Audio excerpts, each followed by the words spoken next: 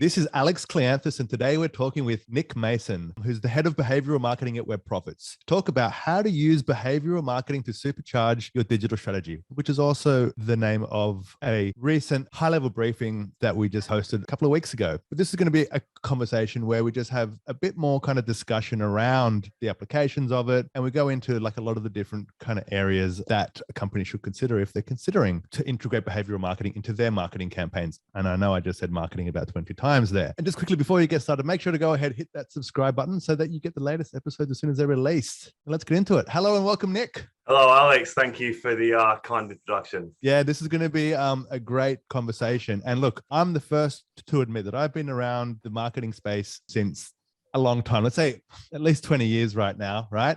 So I'm not a beginner at this thing, right? But the behavioral marketing approach that you have brought to the company and that we're basically integrating across everything that we do is something that is really interesting, right? And it's really interesting from my perspective because, you know, I think everyone can do the tactical things. Everyone can do Facebook ads and Google ads, and everyone can create like landing pages and so on. So if everyone can create that, then what's the X factor that can help companies actually perform? And, you know, like in the relatively short time that we've been working together, I've come to realize that there is a lot in understanding the psychology of the consumer, not just understanding the psychology of the consumer, but actually how to tap into the different subconscious triggers that cause them to make a decision, right? And I think this is that X factor. And so this conversation I'm excited about because, look, I'm still learning about this stuff as well. And so I'm not coming at this, you know, just knowing what you're going to say, right? So like I'm coming at this, you know, trying to kind of to discover, to understand, but also to put it basically into perspective just for the viewers and the listeners. So that being said, let's get straight into it and let's start and have a really punchy episode, right? Just where we just start to unpack this. So let's start with, how would you define behavioral marketing? Great question. Behavioral marketing is really made up of two components. There's behavioral science, which is primarily about experiments and statistically significant data. And then there's behavioral economics, which is really concerned with debunking a lot of the myths that have been created around marketing by econs, i.e. that we're rational decision makers, of course, which we're not. I'll start with behavioral science, or BS, as I have a habit of converting it into an acronym as. It's crucial, in my humble opinion, for business growth. Now, why? Because it brings us closer to understanding our consumers, but it also provides the opportunity to test counter-intuitive ideals that appeal to our evolved human brains. And the trade-off that I believe we make by ignoring human psychology, as you touched on, those subconscious drivers, is that we can sometimes be blinded by an enormous number of solutions and interventions, which would only be possible if we actually stop to consider and conduct experiments around how people think, feel, and act. Now, that's the behavioral science, and it's quite, as you hear, it's quite sort of experiment focused. Behavioral economics is really the integrated insights from the psychology, neuroscience, and microeconomic theories, as well as the experiments I just spoke to. And it includes how we make market decisions and the mechanisms that drive public choice. So it's taking the sort of micro data and the deeply qualitative research that we've just done into a more macro trend that we can actually action and run campaigns around, and in some cases even create these trends, as Malcolm Gladwell speaks to so well through his book, The Tipping Point, which is very much invested in this stuff. But lastly, to bring that full circle, behavioral marketing is a term that I coined to try and work out, well, what are we going to call me when I joined Webprofits? And I think that the key part, and what I love about our business, Alex, is that we have the ability to execute on strategy very, very quickly. And this is the problem broadly with strategy. It's too esoteric, it's too theory-based. You know, the ad agencies created to win awards, the media companies you touched on build landing pages without any strategy at all. So I think there's this opportunity right now for a quick, agile, hybrid model. And this is what I love, because essentially we are change makers. And as wanky as that sounds, even if our client is in the soap business and they're trying to get somebody to buy their soap rather than somebody else's, if they're successful in doing it, they've affected a case of behavior change. Somebody, for the human perspective, and that may be quite an emotional process for that to go through. And I think sometimes that's not always respected. So what behavioral marketing does is it understands the consumer driver through behavioral science. It maps it out into a way that we can address this from a campaign perspective. And then it executes campaigns speaking to drivers that are not based on how people should behave, but based on how we really behave. So in short, it's your 20% upfront to make the rest of the 80% of the implementation more actionable, streamlined, and more effective. Yeah. And you've just said quite a lot just then that is based on experience and is based on kind of some technical understanding. So I'm going to try and kind of pull it apart just a little bit, right? So we can really understand it, right? Maybe let's start with, what kinds of companies are already starting to use this approach? Look, in terms of an industry, I don't actually think that there's any industry that it specifically works. I've seen, work done across, largest fast food outlets in the world, the largest FMCG companies, transport. I think the crypto space, when done right, is able to leverage behavioral science. They've got a unique challenge, but look, arguably not that unique in the sense that they are looking to explain something that is quite new, but in layman's terms. And, there will be certain human fears that come up with anything that's new, just simply because it's unfamiliar, not because it's crypto, but because it's something new and we don't understand it. And so they need to use verbiage and tones of voice that will appease these natural human fears. And this is where behavioral science comes in. So I think if you're a new innovative product and you've got to actually explain what you are before you get into the benefits of it, then this is fantastic.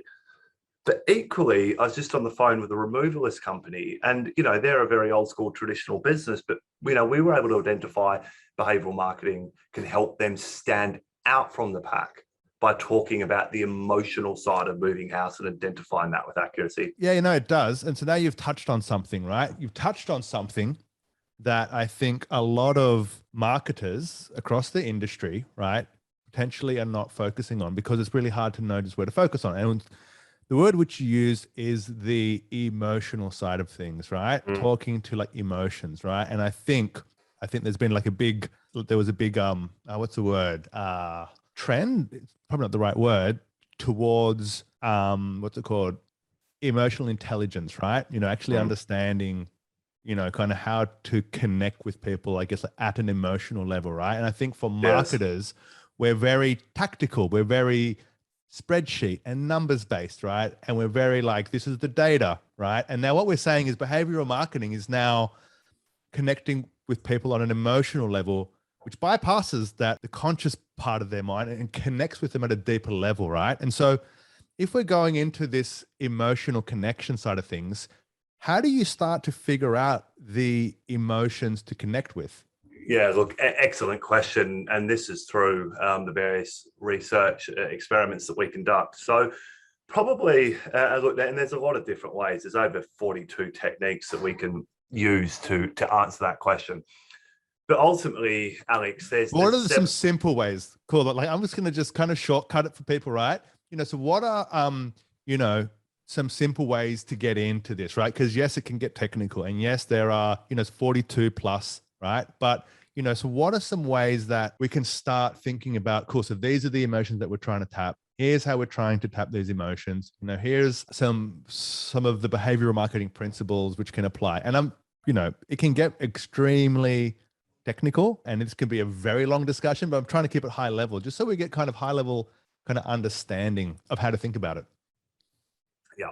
Okay. Good question.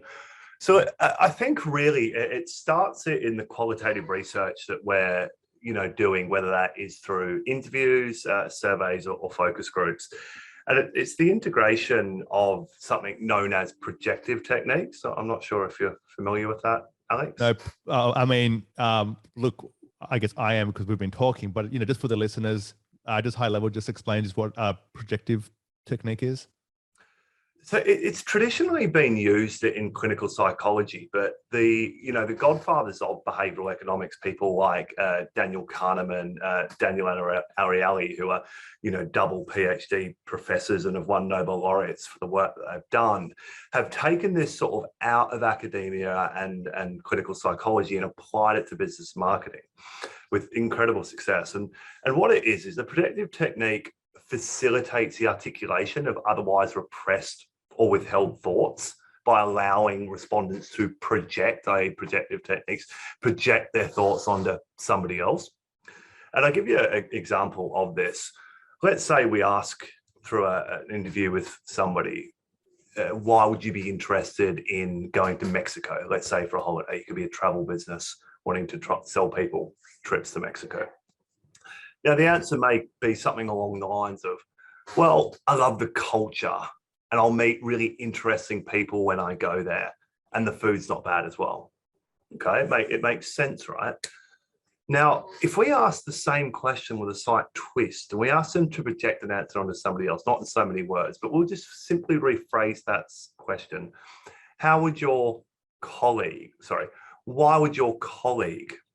go on a trip to Mexico? Or why would your sister or why would your neighbor go on a trip to Mexico?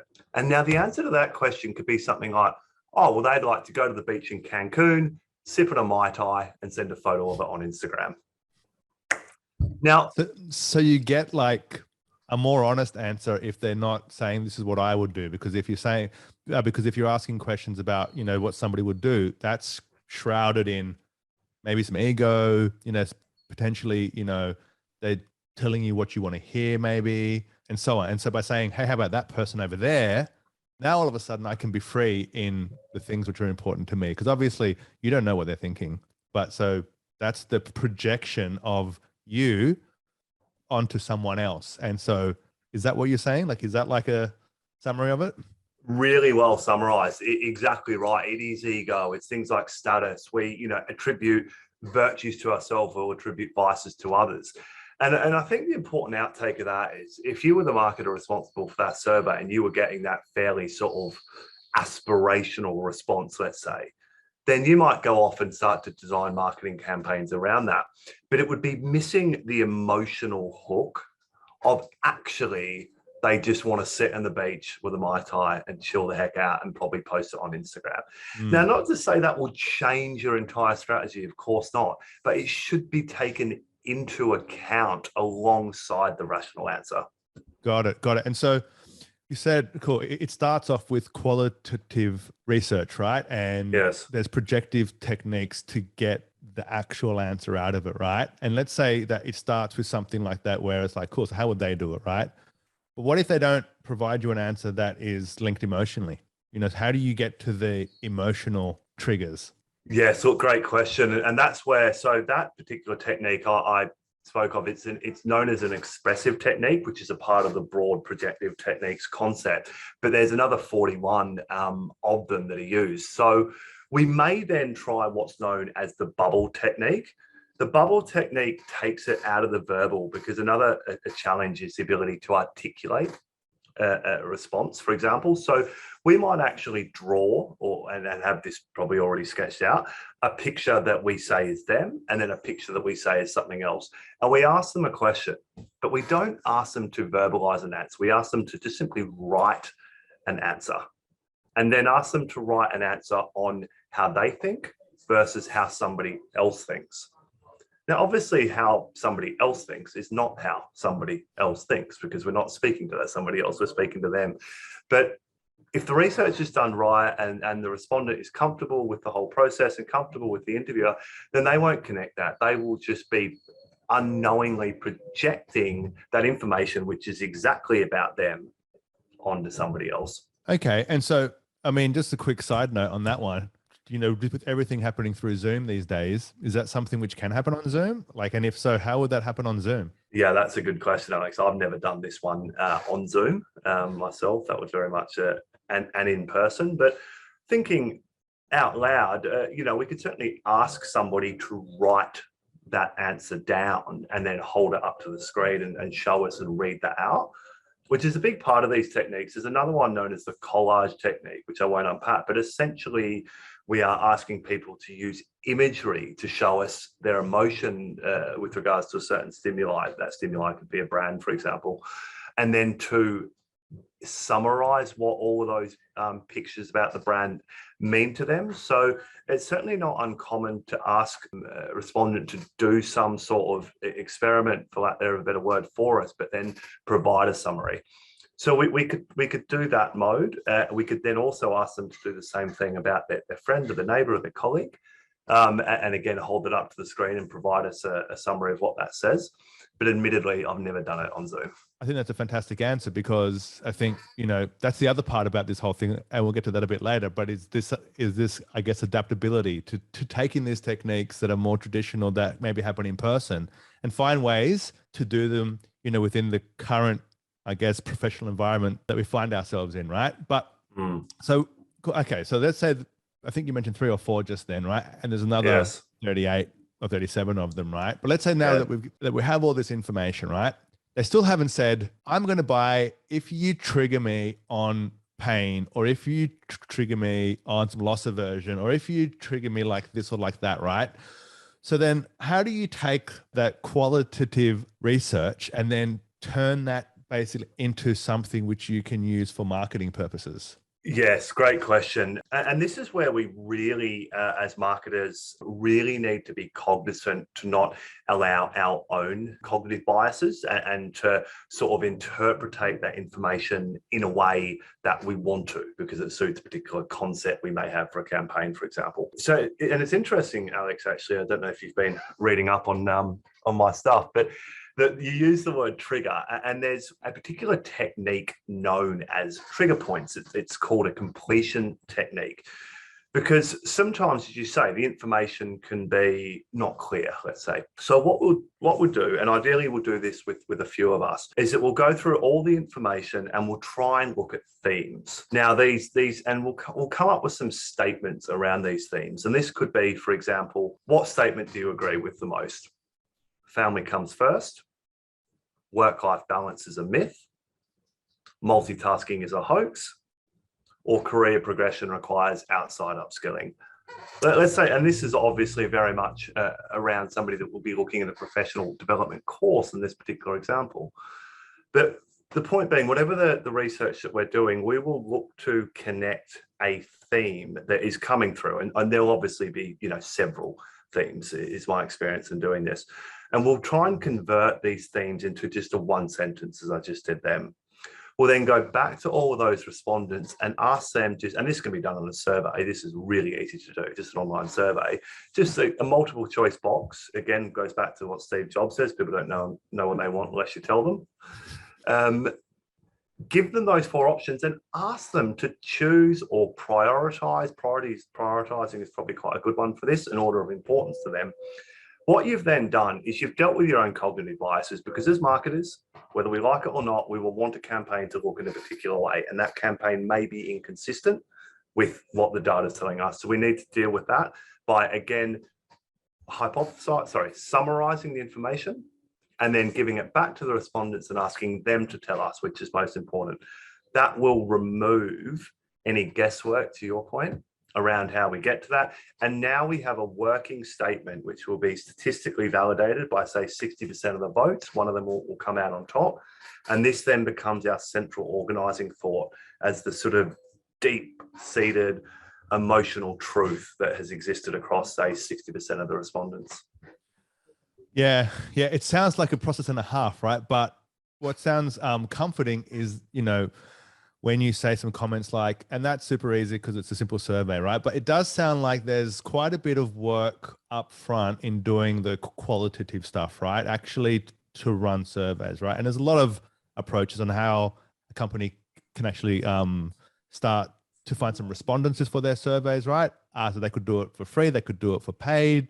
This is not like a conversation about actually how to get the surveys done, because there's been surveys around for decades, right? But this is actually, how do you adjust those surveys to get some of the deeper insights? So thank you for sharing that. That's a good kind of overview or a conversation just to understand a bit about the process. And obviously the process is like a lot more kind of thought out than what we can speak about in about 5 minutes or 10 minutes, right? But what was really interesting about your statement just then, and this is something I've been speaking about with other people at Webprofits as well, is that the behavioral marketing stuff seems to be critical for companies that have extremely broad audiences, right? I think like in the high level briefing, so you gave up the example of the KFC campaign, right? Now, yes, as marketers for such a big company, you can't have any biases because it's the whole population which you're trying to talk to, right? So that kind of seems to almost fit a bit more like naturally in terms of how they operate, right? It seems to become a lot more of a challenge with smaller companies that seemingly have not got such a broad audience, right? But what seems to have changed now is even with smaller audiences, there's so much competition for such a small little segment that the behavioral marketing stuff that applies to populations now starts to apply to specific segments. And it seems like this is the way that companies can really start to stand out and to compete, is by taking kind of the thinking that the biggest brands actually have. I'm sure Coca-Cola has this inside and out, right? And now starting to apply it to smaller audiences, right? And small, it's perspective, right? But it does seem to apply across extremely small audiences, even all the way up to larger audiences, just to get that cut through. It's what do you think about that kind of thinking, right? Because this is just something I've been pondering on recently, right? Because I'm thinking like, how come like it's not been so, I guess, kind of integrated across all the campaigns? And the place I kind of just got to is that, well, we haven't had to because it's been a really small audience. And then marketers, the successful marketers, seem to create campaigns that talk to themselves, but themselves is a good example of kind of who they're talking to, right? And so I don't know, like it's just a conversation right now, but I'm just trying to kind of unpack how it's being used, right? And like and how, you know, for the bigger brands, they can't afford to let their biases step into it. Smaller brands have had the luxury that they can have all these biases and still perform. But it seems to be changing now, right? It seems to be that a lot of campaigns for a lot of industries, for a lot of companies of all sizes, haven't been as effective anymore. And everyone's like, well, I'm trying my best. Like it's the same campaigns, the same strategy. I've changed the content, I've changed some of the messaging, but it's just not actually performing. And what it seems to be is that the biases inherent across all marketers seems to have limited the scope of their messaging, you know, because it's not done through research. Yeah. So what do you think about that? I know that was a really long sentence. Yeah, but I'd love to know your thoughts. It is a great question, and you know, I was thinking about the answer as well, and thinking back to examples, because you know, I've worked with two-man startups to literally build a behavioral strategy from scratch, which encompassed the entire brand, even influenced what their logo looked like. But they were, you know, had very small target audiences, you know, all the way through to the KFCs of the world, as you said. I think, firstly, behavioral marketing doesn't give a shit about demographics, right? And the reality, you know, it also doesn't care about psychographics, thinking. It cares about behavior, because behavior is an action. And that, you know, we have, the science shows, we have 70,000 thoughts per day, but we maybe verbalize around 2,000 of them. And then how many do we act on? Maybe 20 of them. So what I said before about, you know, demographics, you know, we see these days, Tesla's a great example, right? It could be just as easily driven by a 25-year-old, you know, crypto millionaire versus a 60-year-old female board director at Rio Tinto, for example. So, you know, I think to that end, demographics are dead, but there's a behavior that they will have in common, right? And that's where, no matter how big or how small your audience, you know, behavioral marketing provides a heuristic to cut through redundant measurement like demographics, as an example, and connect a common behavioral trait that it doesn't matter, again, how these people think. In the example that I just gave about Tesla will be very, very different, but their behavior, the thing that they act on. Now, I don't know, but I would hazard a guess inside of Tesla, they've got a lot of information around, you know, people wanting to drive impact in some way, shape, or form. They'll see a Tesla as a status driver for them in that, you know, in that capacity. So they're able to find a through line between the 25-year-old guy and the 60-year-old woman that creates something in common from a behavioral perspective. Now, that audience might only be 10,000 people in Australia. I don't think they have an awful lot of cars. It could also be bigger than that, but I think that the size of the audience is only defined by the behavior itself. And the behavior is not discriminated again, I think I said right at the beginning, it looks at how people behave in reality, not how we should behave. It doesn't say, oh, well, you're a 25-year-old guy, you shouldn't be, spending 150 grand on a car. It looks at, well, you did, and you're willing to do that. So how can we provide marketing that validates you and where you're at? Does that make sense, Alex? Yeah, I'm getting there, and just for the listeners as well, like I've just got all the books. I've got Thinking Fast and Slow and Nudge, and all the books that Nick has recommended. And as maybe at the end we could talk about like a few more books that people can get if they really want to get into it. It can get pretty technical, right? But what's interesting is that it's based on behaviors, right? And so if you really start thinking about what that does to messaging, right? If we're focusing on behaviors, are you really talking about your features, or are you talking about something that's a bit more deep in terms of that message, right? And I think this is where a lot of kind of marketing campaigns maybe fall short, is that they're just focusing on the stuff, not on the reason that person will take action on that stuff. And there's a hint that's in the name, yeah? It's behavioral, right? It's not stuff. Oh. I can't even come up with another word for that right now, but it's actually basically how they actually kind of operate, right? Like it's how they actually take action. Like it's what's going to cause them to take action. And yes. I think that is hard to figure out, and that is risky to figure out. And if you just try to guess it, this is where the biases come into play. This is where there's problems, right? And this is where the behavioral science approach to actually understanding first through qualitative research helps to guide it. And this is why that process is so important. That is super interesting, right? Because now the messages change to what people do, not the product itself. Hey, cool. So here's a product and here's all the features of the product. Thank you for that. Scroll, right? Like instead of talking to something which you have found through the research is something that's important and that is linked to a behavior or to some kind of action, right? Is that a good summary? Like I'm trying to restate it so I can just confirm my understanding, yeah? Yeah, it's exactly right. I mean, the hint is in the word. It looks at behavior. And I think, most marketers are now fairly across psychographics, overall a demographic. But I think the challenge of that is if we focus on how people think, we can create, for example, content that interests them. Absolutely. But will it drive them to act? Well, that's where the jury's still out on.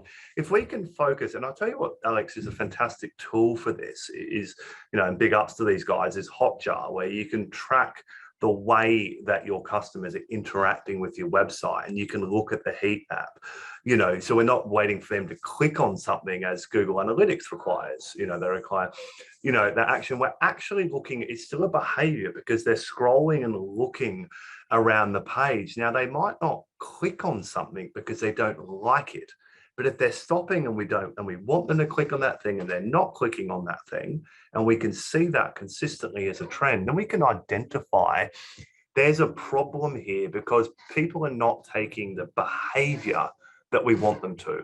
Or on the flip side, they are taking the behavior we want them to. And why? And this will provide us with some incredible insights. And we can test the theories of our qualitative research through things like Hotjar. So there are a lot of tools out there to support this and to focus, I think, as you so aptly said, focus and almost ignoring everything else. Focus on what is the thing that makes these people buy our product. You said features and benefits before. Exactly right. Features and benefits are not redundant, but they're redundant in the sense that you don't talk about, well, what does that mean for me? Okay, a skincare has vitamin C and hydrochloric acid and all these things. Great. But what does that do? Does that makes my skin 33% more clearer, or it reduces my wrinkles by 66%.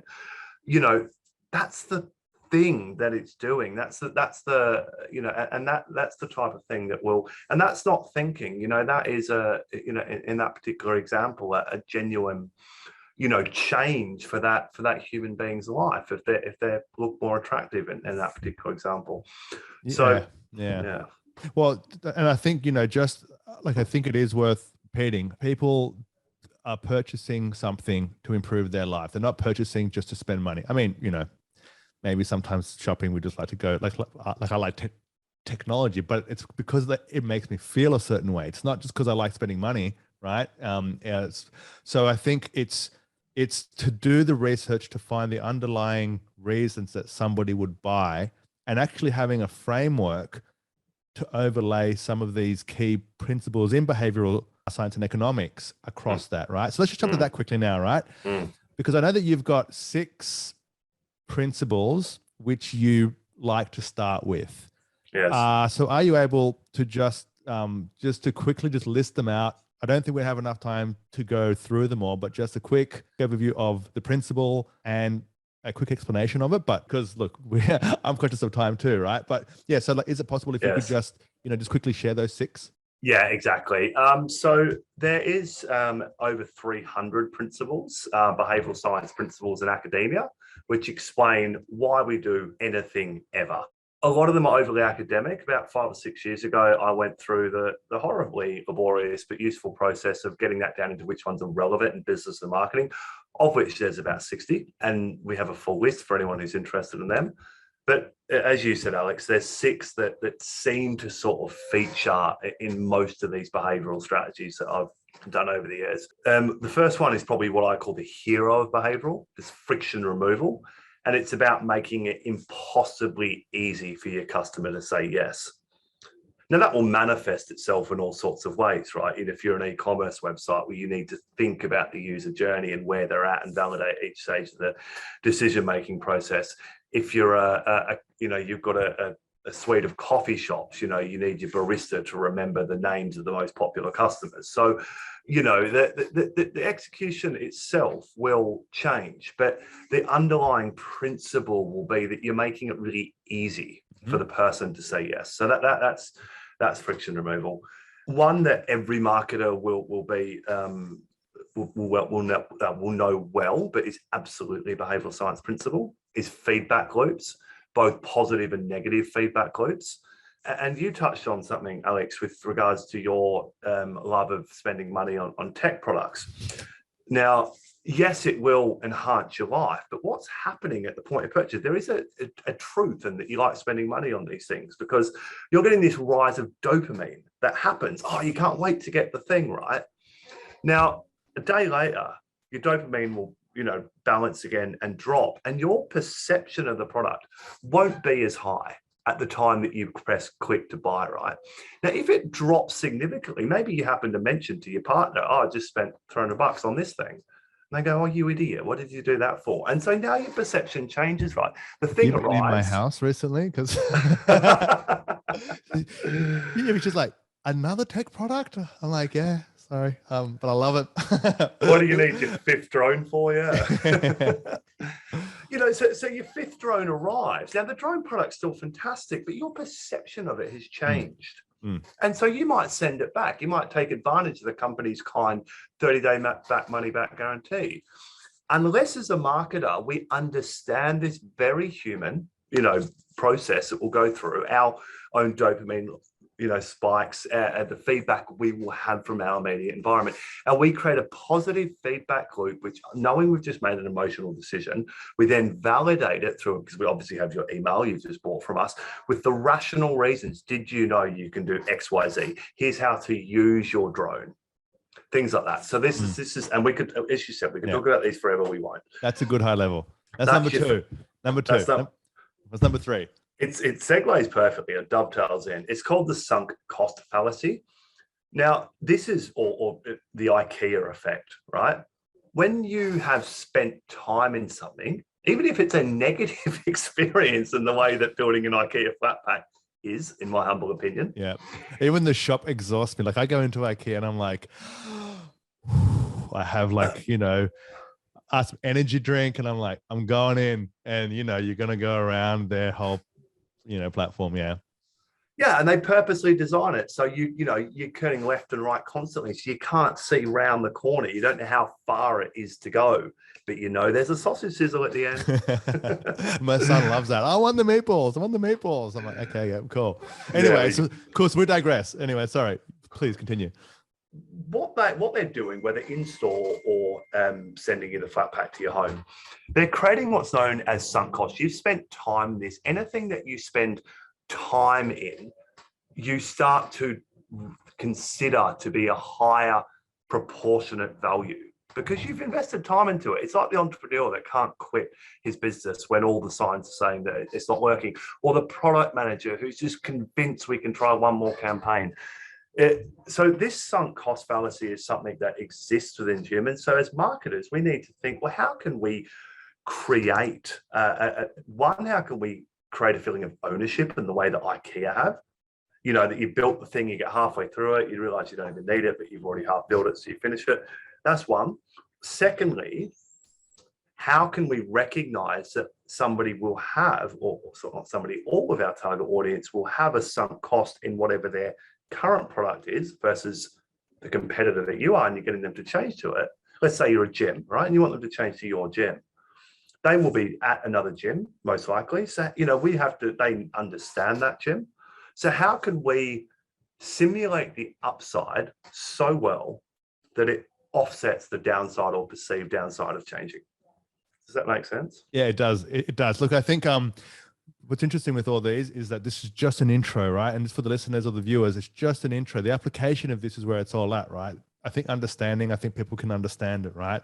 But the application of how you actually start to integrate this, how you create the kind of messaging around it, you know, so what the research has done and how you apply this. I think that's the part. So let's go to number 4. Yeah, and this is it's a great point, Alex. If we digress to those, you know, when we come to a shared agreement and belief around the emotional resonance of said product or service from that research we've done, we're then able to overlay, and this is where this matrix of the 60 behavioral principles that I've got and how it applies to marketing, we overlay the research with this. We go, well, which of these principles is this point speaking to? And we'll select perhaps 5 to 10 to be the backbone, never ever more than 10. Mm-hmm. Because you just, you know, strategy, as like one of my favorite quotes about strategy is not necessarily about what you do, it's about what you don't do.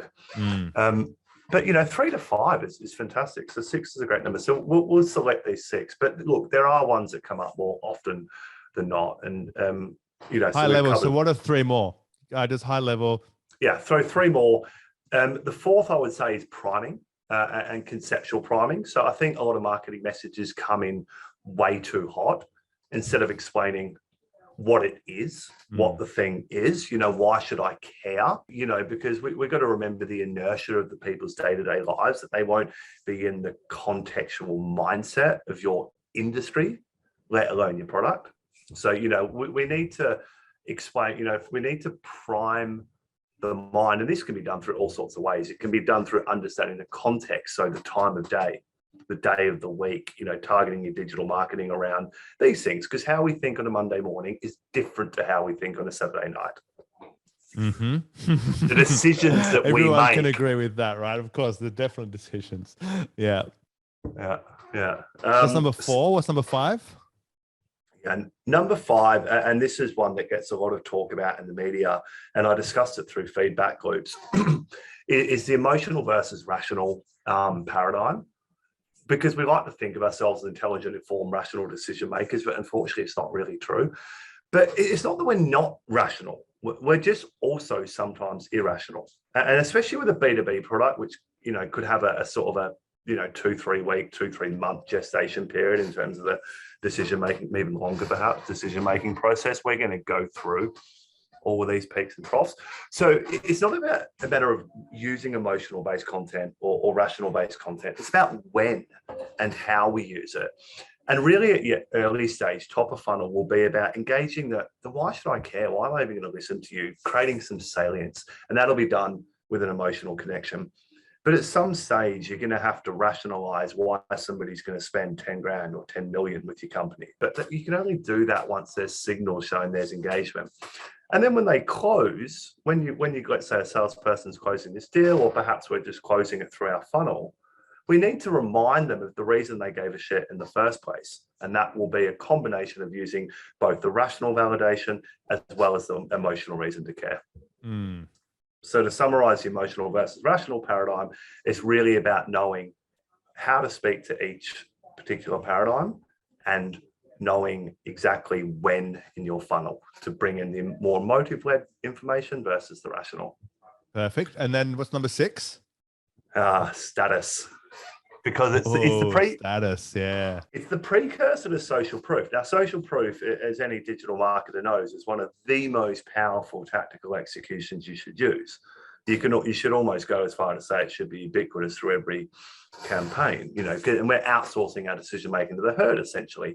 Oh, they've got 500 Google reviews or product pilot reviews. Great, decision made. But status, as I said, is a precursor to that. And I think a lot of people imagine status to be the guy that drives the latest Lamborghini or, has a super yacht, or the woman that only wears, Dior and, Louis Vuitton handbags and things like that. But actually, it's not. Status permeates through all socioeconomic levels. For example, my status is that I'm the type of person that has a full-time job. I'm not happy and comfortable and don't respect myself, to be honest, if I don't have a full-time job. I'm also the type of person that doesn't drive an old car older than 10 years. I don't have the latest Lamborghini, but I also have something, I have a nice little Nissan 4-wheel drive that looks okay, and it's 6 or 7 years old. But I wouldn't be driving around in a 20-year-old Holden, if I'm honest. Now this is status, right? This is absolutely status. So as a brand, we need to be thinking within and this is status in terms of my immediate circle, my 150 people closest to me. What's the social capital that our brand will be providing us in a microeconomic perspective? And this is, as I said at the beginning, it's the precursor to social proof. This is the invisible social proof. This is just as powerful, in fact, if not more powerful than having 5,000 Google reviews, because if your product can validate somebody's feeling of status or perception of status within the 150 people that are the closest to them, the reasons, we kind of do or buy anything in our lives, if you can connect that piece, my God, you've got a license to print money. This has been great so far. And so these are really cool. So these are the top 6 of 60, which you prefer, of 300, which can get somewhat academic, right? So I think what's been good about this conversation so far is just understanding things that are not features and benefits based. Maybe there's something in the rational to the irrational part, but apart from that, it's still it's a lot of the reasons that somebody actually acts. It's the reason that somebody chooses to spend money on this versus that, right? And I think starting to think about the deeper reasons that somebody actually acts and integrating this based into the marketing, that's where this can be extremely powerful. And so just quickly now, I just want you to just quickly talk about, without actually naming the client, the case study which you shared about kind of how you changed the messaging in an ad and it significantly reduced the CPA. So without talking about the client, because obviously, we take our clients' confidentiality extremely seriously. Could you just explain just the before, the after, and so what was the principle that kind of just was used, and which platform it was used as well? Great questions. So it's actually interesting because the before this is a utilities business and they target everyone essentially. And so we were using Facebook and Instagram as our channel or channels, and we were literally broad targeting. I don't think there was any sort of interest overlaying on it or age for that matter. The campaign was performing great because the company, they've got a good product and a good service offering. So we were able to sell products with good creative alone. But I had a look at it and I thought, do you know what? For this particular product, there's a particular person in the household that makes the decision. Now, this is not behavioral, this is just marketing stuff. But how could this particular person or archetype, let's say, what's important to them? Well, this particular archetype is a housewife, and in the context of this particular business, they need to feel safe. They need to feel secure. They need to feel, if their partner's away and they're at home with the kids, they need to feel connected. They need to have trust in their providers because in their mind, their children's livelihood relies on it, right? So targeting this archetype of mums between a certain age, and given that we've got a utilities business, which is an essential for all of us, but somewhat non-emotive, we took these emotive drivers around trust, care, support, reliability, things like that.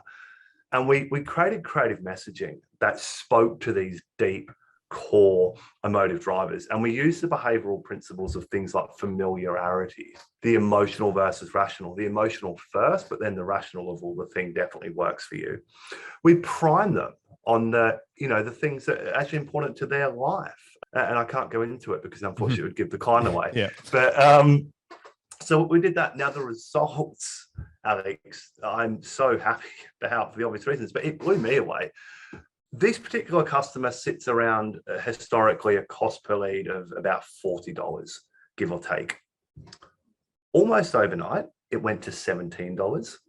It's now sitting at around $6. Wow. So you can imagine what that does for a business. If you can, literally knock 80% back off your cost per lead. So look, that was a fantastic example, and one that doesn't happen every day, but it was sure hell nice when it did. Yeah, that was such a good example, and I saw that, and with all the work that has gone into that campaign over some time, it's really good to see how these little changes in thinking. I mean, because execution wise, same channels, same creative, like, you know what I mean? Like it's a banner, it's a landing, like, you know what I mean? Like all the assets and the channels and tactics are the same, but you overlay a deeper understanding of the reason someone actually takes action and what's important to them, and it can change everything, right? Yeah, cool. So that's a fantastic example. What are some of the mistakes that companies should watch out for? Because I feel like most marketers, they like to just go and just try stuff out, right? And, we just want to be executing, right? And so what are some of the mistakes to really watch out for, like, in this approach? Because it sounds like there's so many options of how you could connect that you could choose any of them, right? So, so what are some of the things to watch out for? Yeah, great question. And I think, I have to fight my own desire to go out and execute, right? Within doing this behavioral stuff for 5 or 6 years, I can kind of write ad copy, a bunch of ads and set it live within half an hour now. But I've got to be really cognizant that I will still be applying what I want to see work, something that resonates with me because of maybe some experience I had with the company similar 20 years ago, right? And that is not necessarily relevant to everyone else. So the things that we need to be really conscious of are that, and one, if we don't have the ability or time or budget or whatever the thing is to go and do that deep qualitative research I spoke about at the beginning, then you can arrest your own cognitive biases by looking at the behavioral principle. And by the way, you can Google behavioral economics principles and find more on Wikipedia. It's in the public domain. Getting really familiar with it, writing your copy in line with the principle that you think applies to, to your brand or client, but then step away from it for a couple of days and just do not set as much as you want to. Fight, or even a day, but just at least overnight, because you will come back in a different, and make sure it's at a different time of day. Try and change your environment, and you'll look at it, especially, let's say, actually, do you know what's a really good way to do this, Alex? Write it at work, and if you're not working at home, and then take it home and look at it. Or if you are working at home, the next day, look at it outside. If it's a sunny day, just change, or go to the local coffee shop, change your environment. And because your context has changed, your thinking will change, even if it's subtly, and you'll look at your copy in a different way. And by doing that, it'll help you to write copy in a way that speaks to the actual principle, as opposed to your own bias, right? Now, this is a sort of an old copywriting trick, but I think probably what they didn't realize is that, by changing your behavior, quite literally, you're in a coffee shop as opposed to your bedroom, for example, you're really changing the whole context of the environment and how you mind things. So that's one sort of practical way you can do it. Obviously, that I spoke copy, but that goes for design, it goes for strategy, it goes for everything, right? Just change the environment, look at it over a different day. Obviously, getting your colleagues to look at this and giving their, before setting things live, getting their opinion and giving them a brief saying, this is the principle and this is how it works. Does this piece of copy speak to that thing? Getting that kind of feedback. And it only really takes 3 or 4 people. So they're sort of basic and obvious ones I think that we should do. But the ideal, as I said, is by removing assumptions and cognitive biases entirely by conducting those qualitative approaches to research. And really, it's not, I know it seems complicated, but like anything, it's not, it's only complicated until you do it. The process of the research doesn't take any longer. Your focus group still takes the same amount of time. The interview still takes the same amount of time. You're just asking different questions. That's the only, or you may be asking them to write rather than verbalize, right? It's not really a big change in practicality. You then maybe following it up to confirm or deny the hypothesis that comes out of that with an online survey. Now, you're probably going to do that anyway, right? So again, you're just changing the questions of the online survey. So it's really not, if you didn't know about behavioral science and you had to learn it, then yes, it would be more work. But if you work with us and you've got me, then it is really no more work at all. It's just we ask the questions in a different way to deal with truths that clinical psychologists and Freud and Jung and all of these guys have known about human nature for a long, long time.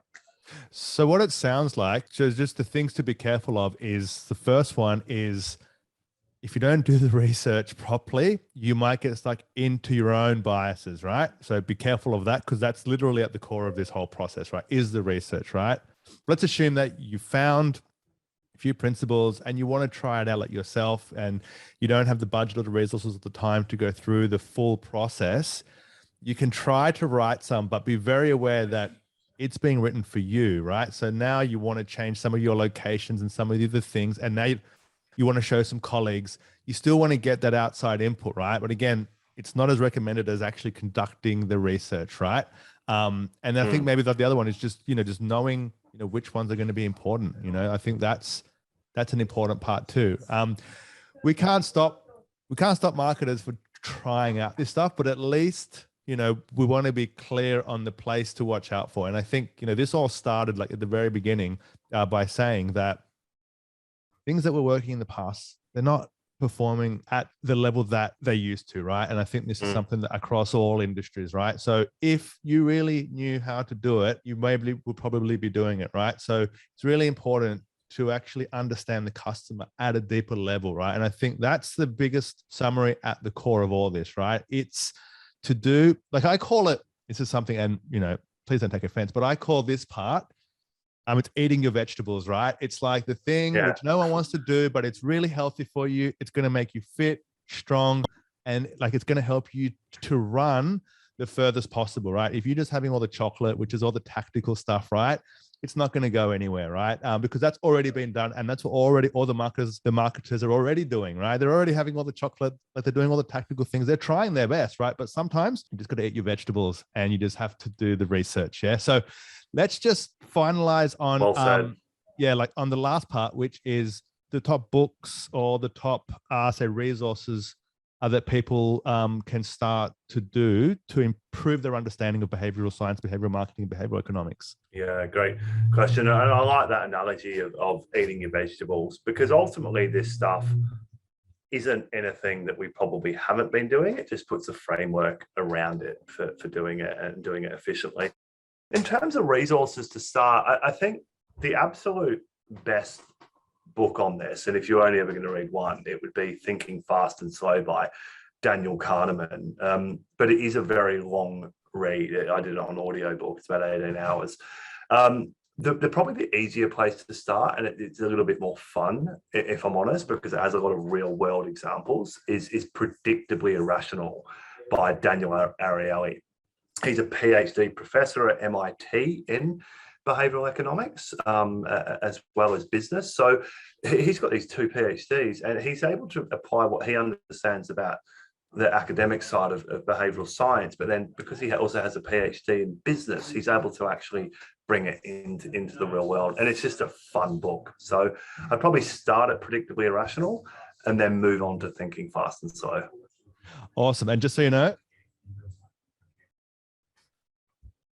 Thinking Fast and Slow, Predictably Irrational. I'm going through them too, and I am listening to the audiobooks, right? Because I want to understand the deeper side of things. And so anyway, listen, Nick, thank you so much for having this conversation with me. This is a super exciting area, and this overlay across everybody's marketing campaigns, I can already see the value in. So thank you again for coming on to the show, and I'll be talking to you straight after this anyway. So speak to you soon, man. Thank you. Thanks for having me, mate. Cheers.